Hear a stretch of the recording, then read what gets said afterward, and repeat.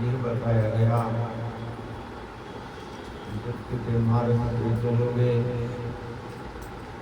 तो कहाँ तक पहुँच जाओगे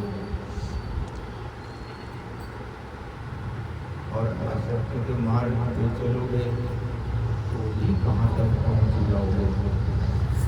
इस प्रकार से संसार के कार्यों में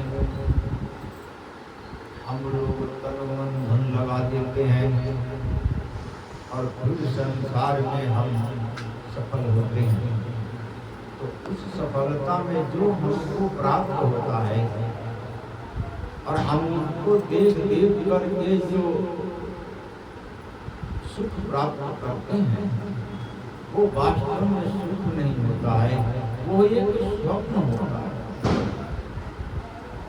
क्योंकि वो जैसे जीव सो रहा है, अब सोते समय ये जीव स्वप्न देखता है और जब ये स्वप्न टूटता है तब ये देखता है कि अरे मैं तो स्वप्न देख रहा था, वास्तव में तो मैं था ही नहीं है। उसी प्रकार से ये संसार की जो संपत्तियां हैं इनमें मन लगाने वाला व्यक्ति स्वप्न ही देख रहा होता है। क्योंकि जब ये जागता है तब इसके हाथ में कुछ भी नहीं होता और जागने का मतलब है कि जब ये परमात्मा से जुड़ता है और अपने स्वरूप को जान जाता है तब ये जागा हुआ होता है। उस समय पर इस संसार में तो रहता है लेकिन अपनी आसक्ति को संसार में नहीं रखने देता, अपने आप को एक कमल के फूल की तरह से सदा रखता है और परमहंस स्वरूप में संसार में विचरण करता है। परमहंस का मतलब ये होता है कि हृदय में कोई भी कामना किसी भी प्रकार की ना हो, निष्काम भाव।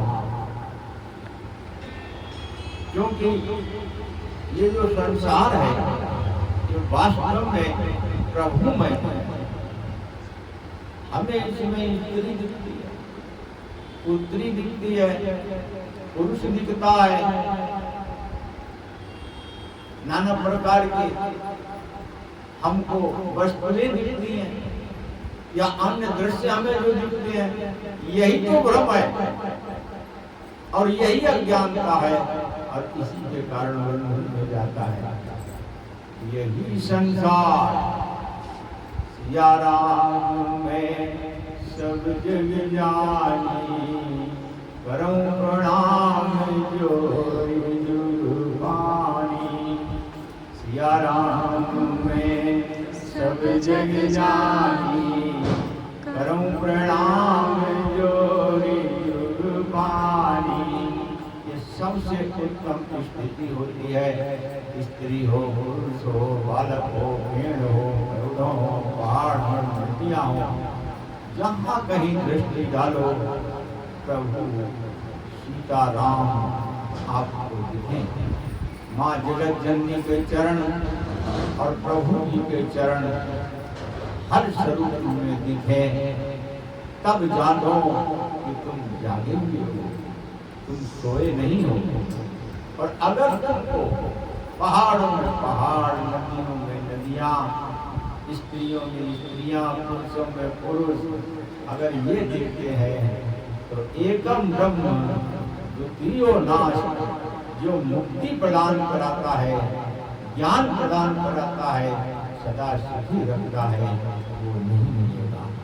वो तो जब ही मिलेगा जब ये वृत्ति होगी एकम ब्रह्म द्वितीयो नाश।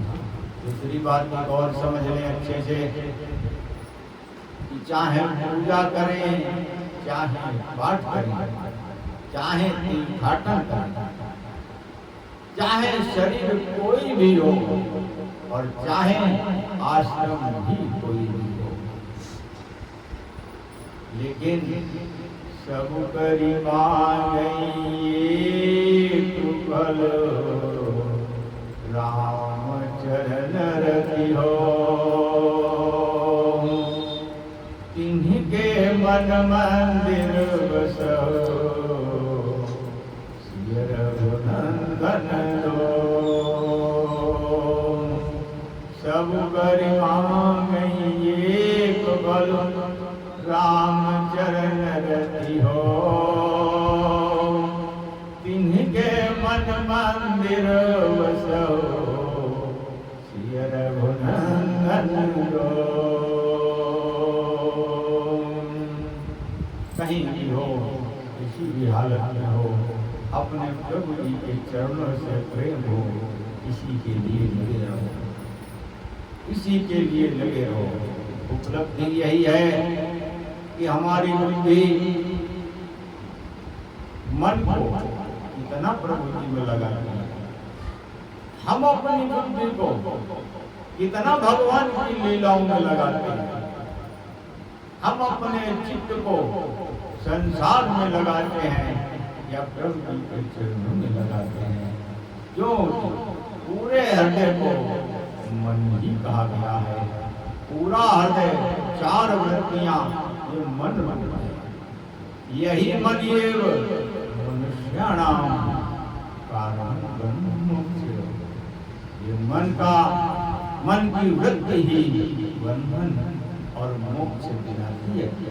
इसलिए कोई भी आश्रम, चाहे गृहस्थ में हो, चाहे वानप्रस्थ में हो, चाहे सन्यासी हो, चाहे पूजा पाठ करते हो और चाहे नहीं करते हो, आत्मनिरीक्षण यही कहता है कि हृदय की वृत्तियां प्रभु जी को मांग रही हैं या नहीं मांग रही हैं, यही निरीक्षण होता है। शाम को संध्या करो, आत्मचिंतन करो और भगवान के प्रति समर्पित होकर के यही देखो कि हमारे चित्ताकर्षण की वृत्ति भगवान की ओर जा रही है या संसार की ओर जा रही है। अगर संसार की ओर जा रही है तो उसको मोड़ दो, भगवान की ओर लगा दो। और लगाने एकदम नहीं लग जाएगा, लगेगा कैसे? अभ्यासेन कौमुदी, अभ्यास से एक दिन ऐसा होगा जो हमारा मन संसार में रमा हुआ है, यही हमारा मन अगर हम अभ्यास करेंगे तो भगवान के चरणों में लगने लगेगा। और जब लगने लगेगा, एक आनंद आया तो समझ लो कभी नहीं रहेगी, लाइन खुल जाएगी, मार्ग खुल जाएगा। सदा भगवान का चरण ढूंढने की कोशिश करो। बोलिए सच्चिदानंद भगवान की जय। श्रीमद् नारायण नारायण नारायण, श्रीमद् नारायण नारायण नारायण, श्रीमद् नारायण नारायण नारायण, नारायण नारायण नारायण, श्रीमद् नारायण नारायण नारायण, श्रीमद् नारायण नारायण नारायण। बोलिए सच्चिदानंद भगवान की जय। आपको एक बात और बहुत महत्वपूर्ण बताऊं, जिस दिन यहाँ कब लोग आते हैं, जैसे त्योहार है या कोई कार्य ऐसा है कि जिसके कारण लोग नहीं आ सकते हैं, तो जो कम लोग जिस दिन आते हैं, वास्तव में मैं सही बताता हूँ कि जिस दिन भीड़ होती है उस दिन मैं समझता हूँ कि हर प्रकार के लोग आए हुए हैं। क्योंकि 3 प्रकार के लोग एक आते हैं, लोगों के कहने में आते हैं। कुछ कहते हैं कि अरे भाई हमारे यहाँ हम जाएंगे तब वो आएंगे। कुछ लोग ऐसे आते हैं, कुछ लोग ऐसे आते हैं कि चलो भगवान का नाम कान में पड़ जाएगा, कहीं न कहीं लाभ दे जाएगा। और कुछ लोग जब आते हैं कि मैं जाऊंगा और भगवान की कथा ही सुनूंगा। तो जब थोड़े लोग आए और संसार में पकड़ मजबूत हो और उस स्थिति में भी अगर कथा सुनने आ जाते हैं तो समझ लेना कि वास्तव में वो कथा सुनना चाहते हैं। इसलिए थोड़े लोग जब आते हैं तो वाकई में उनके अंदर से हर्ष उत्पन्न होता है। बोलिए सच्चिदानंद भगवान की जय। ओम नमः शिवाय। ओम नमः शिवाय।